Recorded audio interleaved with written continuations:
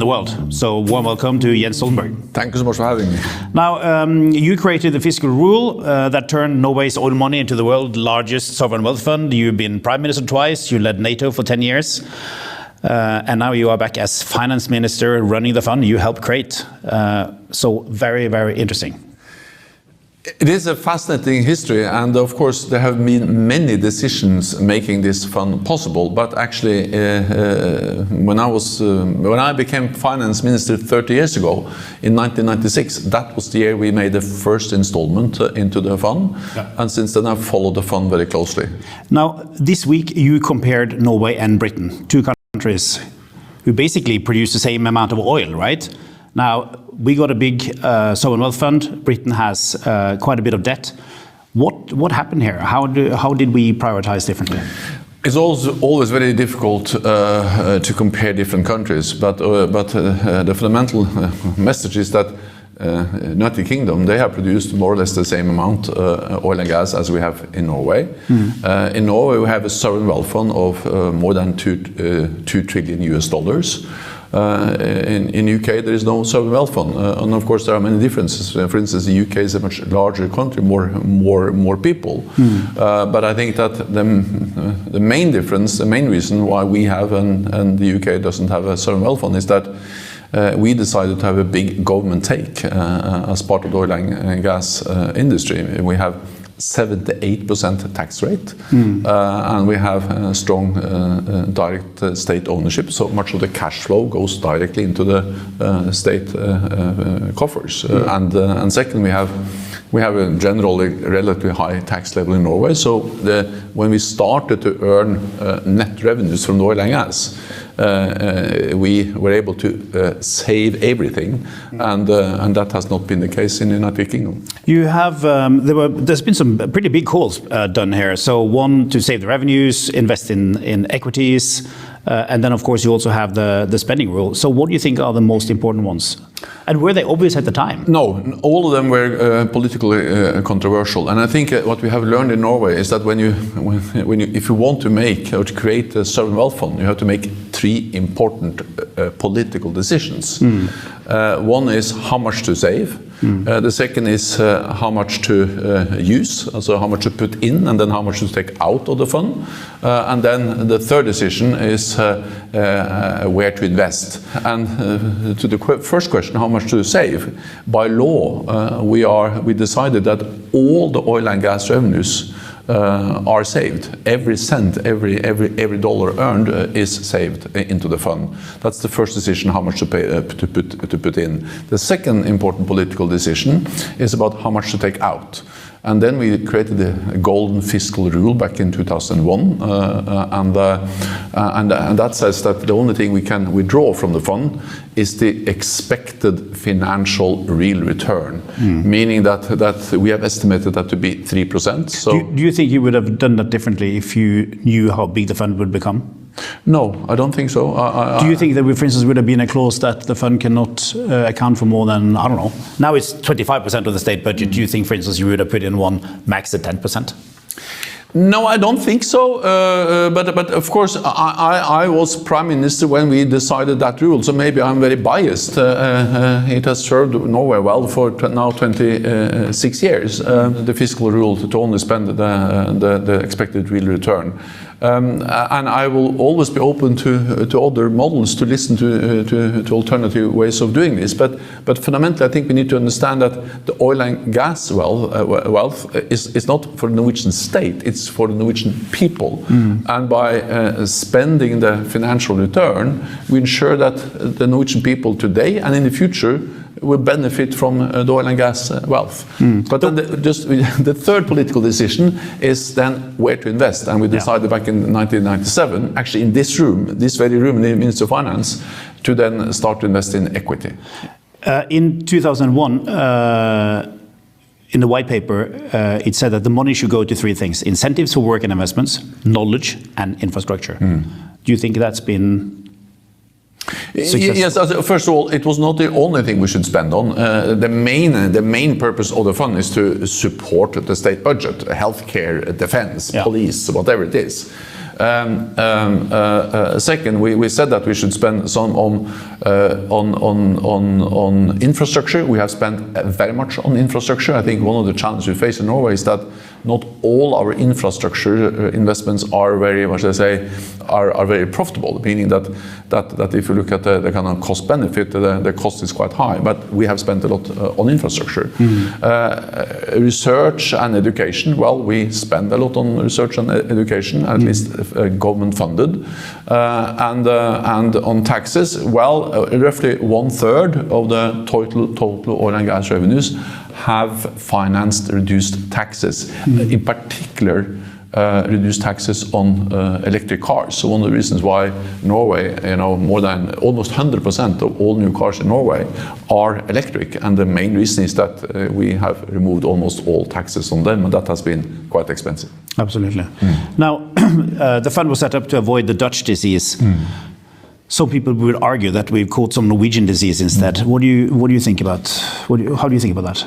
Well, the Norwegian economy is not perfect. We have problems related to, for instance, the fact that we have many people on different kinds of disability schemes, welfare schemes.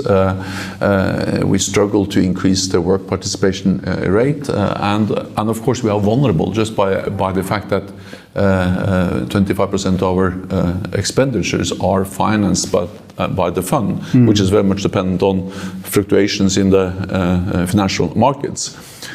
So yes, we have to be aware of those challenges, and I think the most important thing we have to do in Norway is to look into how can we increase the work participation, how can we ensure that more people work. And therefore we have implemented a big pension reform. We are looking how we can further reform our welfare system to make it more profitable and to encourage more people to work. What do you think it does to a country where you don't really have to prioritize, when you have you don't have to have either that or that, you can have both? No, I compared to most other countries, we are extremely privileged. That's correct. But my message is that in one way it's luck that we found oil and gas on the Norwegian continental shelf. But it's a result of political decisions that we have managed this income better than most other countries with a big income from natural resources. Through those important political decisions that we saved every cent, that we only use or withdraw from the fund the financial return, and that we invested in equity. This is not luck, this is political decisions that enable the fund to become so big. Now everyone supports this golden rule that we only spend the financial return. But in the beginning, and I remember that well because that was 10 years I was Prime Minister, it was extremely controversial that we didn't spend more, because then 3% of a small fund was not a big amount of money. Now 3% of a big fund is a big amount of money, and therefore it's more accepted today than some years ago. Do you think it's making the country complacent? At least there is the risk, and therefore we need to be aware of that risk, because we have seen other countries become too complacent if they have too much oil and gas revenues. Again, it helps that we save everything, so the only thing we spend is 3%. Because if we spent it as we earned it, we would have spent much more, and then we would have been without any oil and gas revenues when the production now has started to go down. But again, it's not a problem to be rich. But there is a challenge to not become complacent. And the main message from me as Minister of Finance is that the main source for our wealth is not oil. The main source for our wealth is labor, work. And therefore we need to do whatever we can to mobilize more Norwegians to work more. Changing tax a bit here. Last year you suspended the Ethics Council. Why? Because it had some unintended consequences that was not foreseen by the Norwegian Parliament when they decided these ethical guidelines back in 2004 and adjusted them in 2024. The fund is still managed within an ethical framework. You know better than anyone that there's still a responsible management. There are expressed expectations to the companies. the fund can be in dialogue with different companies, and in some cases also divest from those companies. The thing and of course they have to follow Norwegian law. It has to follow international law. The thing that and the management of the fund is based on core guidelines from the OECD and the UN. The thing we suspended was a part of the ethical guidelines, a system where we have an independent ethical council giving advice to the Norwegian bank, to the fund, to withdraw from companies. So, and then you set down a committee to review this. What do you hope they will come up with? I hope they will come up with guidelines that will ensure that we continue to have a solid ethical framework around the fund, but which will work in a better way than the previous guidelines did, at least towards over the last years. Because what we have seen is that these ethical guidelines have led to that we are not invested in major defense producing companies producing key defense capabilities, which Norway are dependent on. Norway buys F-35s. But we cannot be invested in Lockheed Martin producing those F-35s. We cannot be invested in Boeing, which are delivering key military capabilities, not only to Norway, but to NATO allies and to Ukraine. And for me, that's a paradox that companies which are so critical for our security, we buy a lot from them, but we cannot own 1% of their So when equity. you, of course, you got more experience than anybody else, having been the NATO Secretary General. So when you were NATO Secretary General and you saw that Norway had these things in place, did you just realize that it was increasingly untenable? Or? Yeah. The reason why I took the initiative, or one of the reasons I took the initiative last fall to adjust the ethical guidelines was the experience I had from NATO. As NATO Secretary General, I traveled around and urged allies to build up the defense industry, to work more closely with all these companies. And then I realized that the Norwegian Pension Fund, which I had been working so closely with for so many years, had a guideline, a rule saying that we cannot be invested in those companies I wanted more of. Yeah. And that was a contradiction, it was a paradox. And of course, in one way, that didn't matter so much when the fund was smaller and the world was more peaceful. Now we live in a full-scale, we have a full-scale war going on in Europe, in Ukraine. We do whatever we can to support Ukraine. Again, the key capabilities, the Patriot missiles, the interceptors, the air defense systems we are delivering to Ukraine are delivered by companies that Norway cannot be invested in. That's a paradox. But you have 5 political parties in the coalition. Yeah. Do you think you'll get them to come along, to your view? Yes, I cannot guarantee on behalf of them, but at least I hope that we will have a recommendation from this independent expert council, actually shared by a former governor of the Norwegian Central Bank, Svein Hedrem. Then we will have their proposal. It will be a public hearing about that proposal starting later on this year, and then we will present the proposal to the Parliament next spring. Let's see. I hope that we can have broad agreement on revised ethical guidelines. And also another paradox is that we see that tech and defense, it's more and more integrated. Yeah. And of course, a broad-based international sovereign wealth fund, as the Norwegian sovereign wealth fund is. If we cannot be invested in the big tech companies, which deliver, of course, different services to many defense companies, then we cannot be a broad-based international sovereign wealth fund anymore. So that's another paradox, another challenge we have to solve. The challenge that you've had an ESG backlash in other parts of the world, whilst the Norwegian political parties basically have unchanged views. Just how is that opening up, what should we say, challenges? And I guess we saw that with Caterpillar in particular, right? Yes, but I think that Norwegians and I, and the Norwegian government, we are concerned about environment, sustainability, governance, all those considerations which are also the ESG framework. But sometimes the way this has been applied, it has been understood, has not functioned very well. And Caterpillar is another example for the Norwegian Sovereign Wealth Fund. This independent ethical council, based on the guidelines the Parliament had decided, recommended that the Norwegian Sovereign Wealth Fund should sell out or divest from Caterpillar. Caterpillar is an important provider of a lot of trucks and other things we use in Norway. The Norwegian government is a customer, but then a small amount of those trucks are then sold to the U.S. government, which then sell them to Israel, and then in Israel they use them to violate international law, destroying homes, Palestinian homes. We all agree that that's bad, but the question is whether Norway cannot be invested in a company where a tiny part of what they do contributes through two governments, the US government and Israel government, to do bad things. If that's in itself is sufficient to totally leave the company, to not be invested, then it's very hard to see how we can be invested, for instance, in the big tech companies. Absolutely. Yeah. Big tech companies. Now, some people ask, who are the big gainers from what's going on in the tech world? And it's basically, one of them is the Norwegian Sovereign Wealth Fund, right?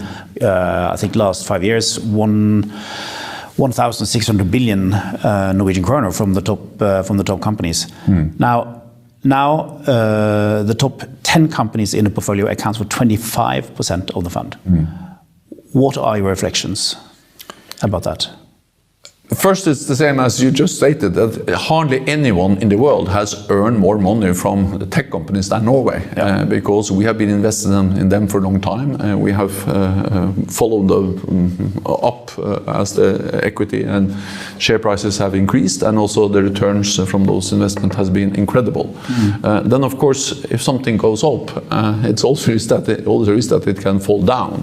And I will not speculate about the likelihood of what will happen in the US stock market or with these specific companies. As you said, 10 companies, roughly 25% of the wealth of the Sovereign Wealth Fund.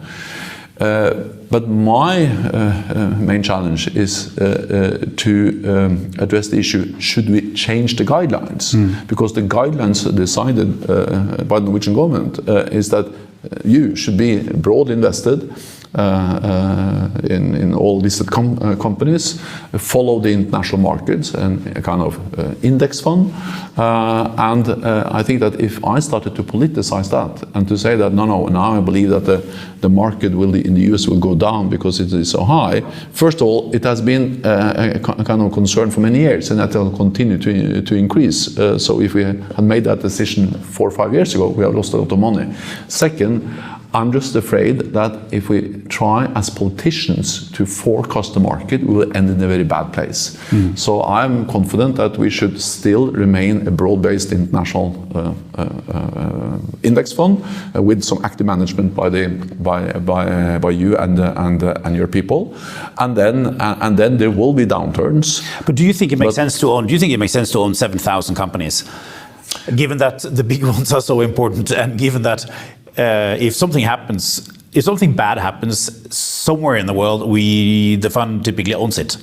Do you really need all these companies? Well, again, whether it's 7,000, it actually used to be close to 10,000. Then we have reduced to 7,000 to minimize a bit also the administrative costs. And of course, I'm not ruling out that there will be also adjustments in the future.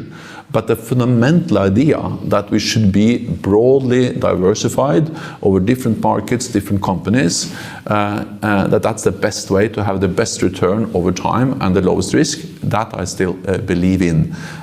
It has served us well for all these 30 years actually, and I believe that's a basic right approach also for a government-owned sovereign wealth fund in a democratic nation. Mr. Stoltenberg, we have some big privately held companies coming to the stock market this year. SpaceX, Anthropic, OpenAI. Do you think the fund should be able to also own private companies? Well, this is a very sensitive political issue in Norway, and of course it has been a great advantage that we have a very high degree of transparency. We have easily defined benchmarks, and that's more straightforward, at least, to establish when you have listed companies as we invest in today. Then I admit that there is a dilemma that some of these big private companies will most likely soon become public companies, and then we will buy into them. So the paradox is as soon as SpaceX or Anthropic, whatever, or OpenAI becomes public companies, then Norway will invest. Based on the fact that we follow the markets and are invested in almost all listed companies. That's a paradox. Whether that's, what I say, a big enough paradox to change our policy, I think it's far too early to decide. But at least I think we should be aware of that's a challenge that we face, that we buy as soon as they are listed. We run stress tests which say, for instance, that the fragmented world is generally negative for markets. We are seeing rivalries between some of the superpowers. We are seeing trade barriers and so on. Just what are your reflections on the how the current geopolitical situation is impacting the fund? That we have to be prepared, as also you have stated many times, that the value of the fund may actually fall substantially, and that will have a direct impact on the Norwegian state budget. We have just presented the revised budget, and in the revised budget to the Norwegian Parliament we have some scenarios. If we have the same development in the international stock market today as we had after the oil crisis in the 70s, the value of the fund would have gone dramatically down, and it would have taken more than 15 years before we came back to the starting point. And of course, since we spend 3% of the fund into the state budget, it will affect our state budget. The way to try to prepare for that is that actually when the value of the fund and the stock markets have increased substantially over the last years, we have actually spent a bit less. So we have spent like 2.7%, 2.8% over now many years. So we have actually saved, you create a kind of buffer. There is no way to totally avoid consequences, but by being careful when the market go up, we have some buffer when and if the market goes down. So where do you think the biggest risk to the fund is now? To be honest, I think that's an extremely difficult question to answer, because it is the unpredictability that in a way characterizes the world, both financial, economically, but also when it comes to security, the geopolitical unpredictability. Wars are bad for business, at least for global business, maybe specific companies. And we have a very dangerous situation in the Middle East, and we have a full-scale war in Ukraine. I hope that there will be ways to end this war, but wars are dangerous. They can spiral and come out of control, and then it will affect the global markets and the value of the fund. So it's not only the human cost of war, but also the economic cost. And then, of course, I believe that AI is changing global economy. I believe that AI is creating a lot of value. But of course, with this enormous increase in the share prices, there is a risk that it may go down. But again, my task is not to speculate. My task is not to forecast future stock prices. My task is to define the best strategy for Norway to manage the uncertainty, and again, diversify many markets. That's the best way to reduce the risk for Norway. The technology company share prices have gone up because there is so much potential in the technologies, right? Do you feel that Norway is using AI enough? I think to say enough will be wrong, but we are actually quite good at using AI. According to Eurostat, we are the European country that is using AI the most. So based on EU statistics, we are quite good in Norway using AI. But given that we are highly educated, very digital, and not too keen on working, should we not use it much more?